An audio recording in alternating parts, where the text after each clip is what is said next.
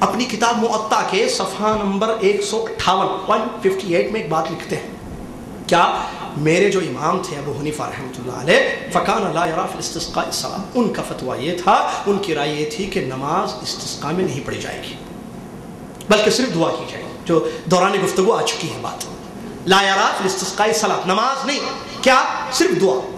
اما فی قولنا، ہمارا فتویٰ یہ ہے میرے امام کیا کرتے تھے؟ نماز نہیں پڑھنا، کیوں؟ اس لیے کہ حدیث نہیں ملی تھی، دعا کرنا صرف، شروع میں کہا تھا میں نے اگر آپ کو یاد ہو۔ اچھا ان کو حدیث مل گئی، انہوں نے کیا کیا؟ تقلید کی امام کی یا حدیث پر عمل کیا؟ حدیث پر عمل کرنے والا تقلید نہیں، مقلد نہیں ہوتا ہے، مقلد کے لیے حدیث پر عمل کرنا نہیں ہے، وہ تو صرف امام کی بات پر عمل کرے گا۔ امام محمد رحمۃ اللہ علیہ فرماتے ہیں اما فی قولنا، ہمارا قول یہ ہے، ہمارا فتویٰ یہ ہے، فإن الامام یصلی بالناس رکعتین ثم یدعو ویحول رداءہ، امام جائے گا، لوگوں کو 2 رکعت نماز پڑھائے گا اور اس کے بعد 2 رکعت نماز پڑھائے گا اور دعا کرے گا اور اپنی چادر کو پلٹے گا، تحویل کرے گا۔ کیوں؟ اس لیے کہ حدیثوں میں ایسے ہی آیا ہے۔ دیکھیے امام محمد، ایک دوسرا قول، عصام بن یوسف بلخی رحمۃ اللہ علیہ، یہ کون ہے؟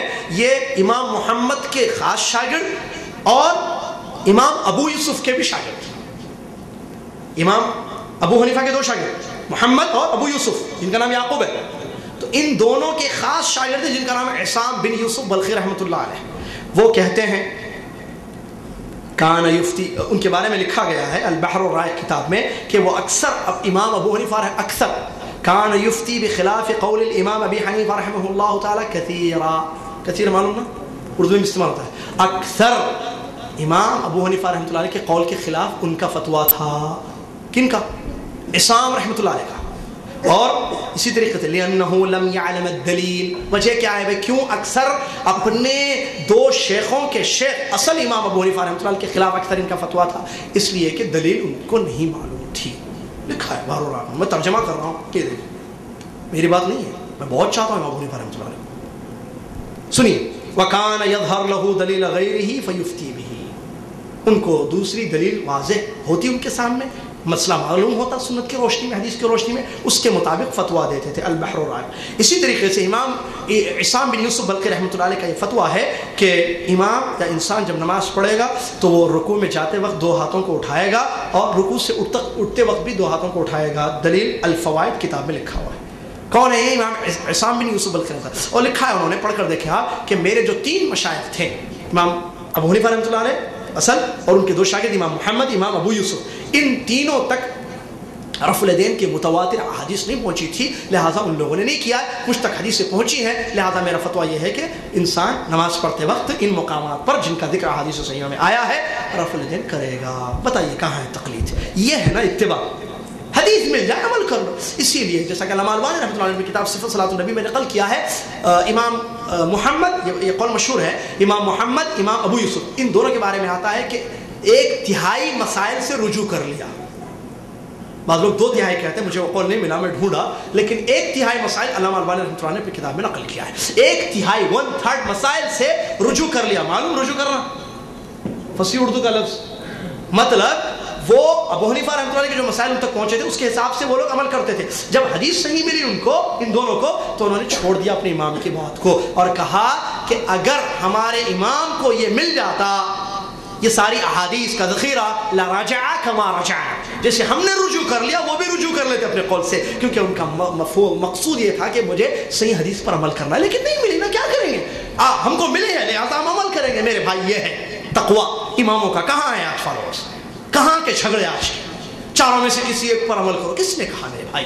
دیکھو جس کی بات، بعض لوگ عجیب عجیب قسم کی باتیں، یہ بغض اور نفرت میں آ کر، ارے یہ تو چوچو کا مربع ہے، یہ کہاں سے یہاں سے بھی لیتے ہیں، یہاں سے بھی تھوڑا جاتے ہیں، یہ ایک طرف جانے والے نہیں، کس؟ یہ جھگڑے ختم کرنے کی ضرورت ہے، اور جھگڑے ختم کرنے کے لیے قرآن کی اس آیت پر عمل کریں، فَإِن تَنَازَعْتُمْ فِي شَيْءٍ فَرُدُّوهُ إِلَى اللَّهِ وَرَسُولِهِ إِن كُنتُمْ تُؤْمِنُونَ بِاللَّهِ، اگر ایمان ہو اللہ پر تو اپنے مسائل کو ختم کرو اس طریقے سے جو طریقہ اللہ تبارک و تعالیٰ نے فرمایا ہے کہ اللہ اور اس کے رسول پر اپنے مسائل کو پیش کرو۔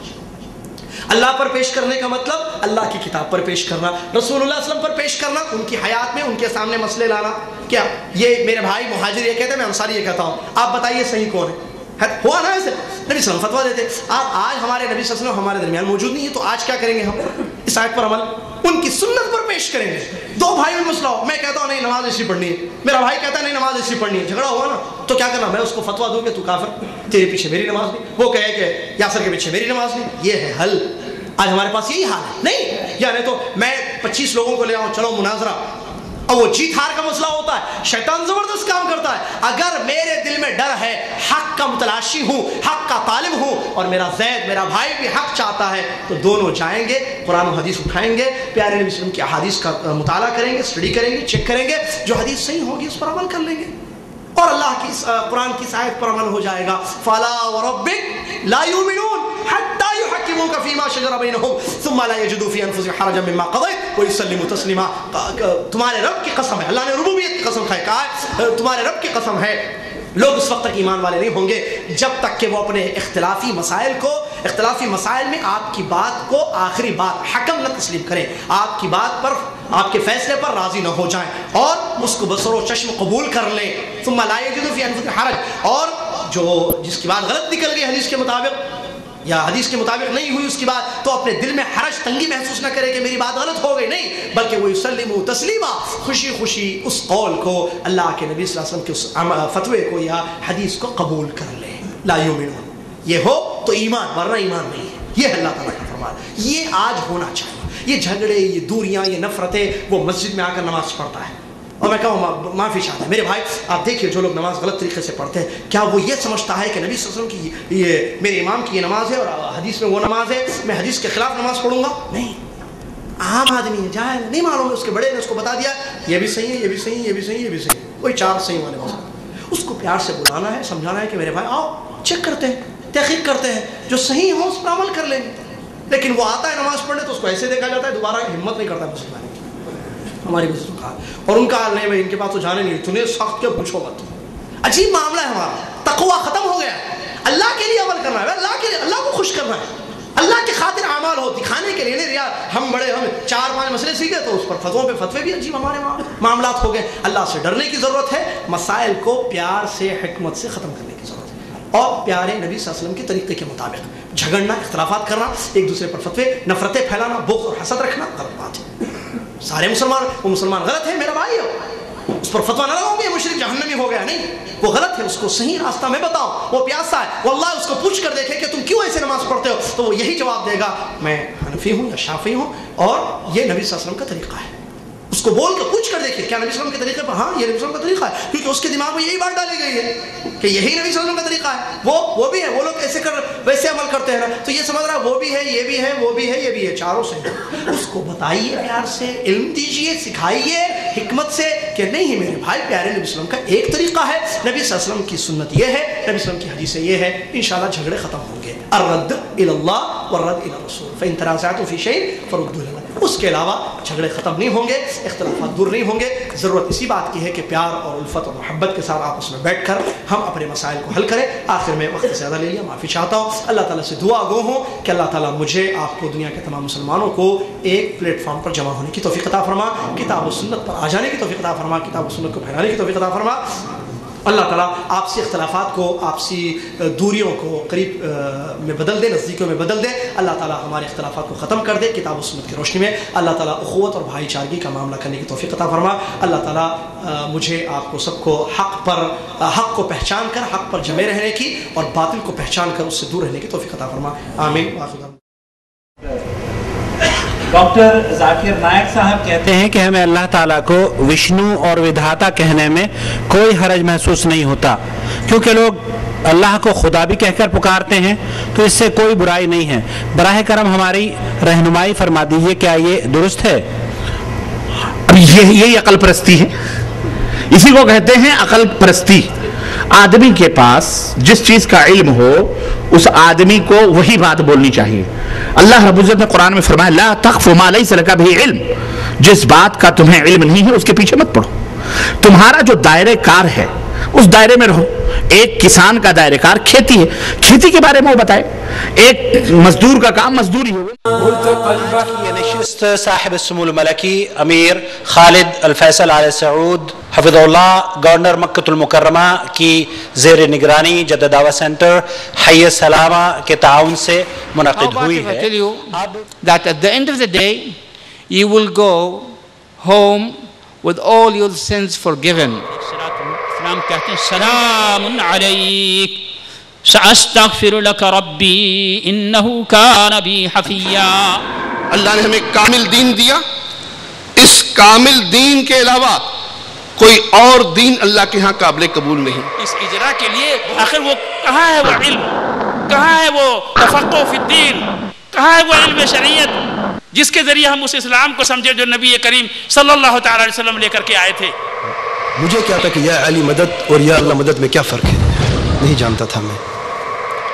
اور جب میں نے تقلید کے پردے کو توڑا اور زنگار اتار دیا تو مجھے رسول کا معنی بھی اس وقت سمجھ ہے کہ رسول اللہ صلی اللہ علیہ وسلم نے فرمایا کہ جب انسان کو قبر میں دفن کر دیا جاتا ہے تو قبر اس کو ایک مرتبہ ضرور دباتی ہے. قبروں کے اندر کرامات دکھاتے ہیں, کسی کو اولاد دیتے ہیں, کسی کو رزق دیتے ہیں, کسی کی مشکل ٹالتے ہیں, کسی کے غم دور کرتے ہیں, کسی کو شفا دے دیتے ہیں. توحید کو اپنا لو, اللہ کے پاس کامیاب ہو جاؤ گے. اور دوسرا تملک العرب والعجم. ان سے ایک بات ہی نہیں نکل پا رہی ہے اور یہ کیفیت دے کر کے آپ سب بڑے خوش ہوئے اور کہا انہا ابنت ابی بکر, یہ ابو بکر کی بیٹی ہے. کیا تم جانتی ہو تو عرض کرنے کا مقصد ہے ہمارے ساتھ ہے ابو بکر, جس طرح اللہ میرے ساتھ ہے اسی طرح اللہ تیرے ساتھ ہے. جس طرح اس وقت اللہ کی مدد میرے ساتھ ہے اسی طرح اللہ کی مدد تیرے ساتھ ہے. جس طرح اس وقت اللہ تعالیٰ مجھ کو بچائے گا تجھ کو بھی بچائے گا. تمام پیڑوں کو جلا کے اپنے ہاتھوں سے, تمام پیڑوں کو جلا کے اپنے ہاتھوں سے عجیب شخص ہے سایہ تلاش کرتا ہے. ٹیلی ویژن کا مکمل نقشہ اور صحیح بخاری و مسلم سنن اربع سمیت 28 صحابہ کرام سے روایات مروی ہیں اور 30-35 حدیث کی کتابوں میں. اپنے گھروں میں فتنہ اور فساد ٹی وی کے ذریعے دیکھ رہے ہیں. استخارہ کا نام لے کر شرک و بدعات گھروں میں داخل کی جا رہی ہیں. استخارہ کا نام لے کر کہانت کو فروغ دیا جا رہا ہے. ایک تسبیح استخارہ چلتا ہے آج کل. تسبیح استخارہ لمبی سی مالا پکڑ لو, ایک دانے پہ ہاں ایک پہ نہ, ایک پہ ہاں ایک پہ نہ, ایک پہ ہاں ایک پہ نہ, آخری دانے پہ ہاں ہو گیا تو کام ٹھیک ہے, نہ ہو گیا تو ایک چینل ہے جس پر بی بی استخارے کرنے کے لیے بیٹھے, کہتے اپنی اپنی بوتلوں کا ڈھکن کھول لو. وہ ڈھکن کھول لیتے, یہ دم کر کے سپیکر میں پھونکا مارتے. اب ڈھکن کھلے میں ہر بوتل کے اندر ان کی پھونک پہنچ گئی. معاملہ زمانہ ترقی کر رہا ہے تو وہ پیر پھوکے شاہ سے اب باقاعدہ چینل کے اوپر پھوکے چلتے ہیں. جیسے مردود اور بدباطن جیسی شخصیتوں کو بھی دیکھ رہے ہیں. تسلیمہ نسرین, فاطمہ نسرین, اور اسی طرح کچھ دنوں پہلے ڈنمارک کی جو ہے صحافت اور اس کی تحریروں اور اس کے بنائے ہوئے رذیل حرکتوں کو بھی آپ نے اپنے نگاہوں سے مشاہدہ کیا اور آپ نے دیکھا کہ کس طرح علیہ الشمس یوم الجمعہ فیہ خلق آدم وفیہ ادخل الجنہ وفیہ اخرج منہا. اس مرتبہ 14 سے زیادہ علماء کرام نے اس کیمپ میں شرکت فرمائی. تاریخی کام ہو رہا ہے. پروگرام سے اللہ تبارک تعالیٰ نے جو ہے ہم ہندوستانی اور بنگلہ دیشی پاکستانی بھائیوں کے عقیدے درست ہوتے ہیں اور ان کو اللہ تعالیٰ بہت لوگوں کو ہدایت دیا ہے.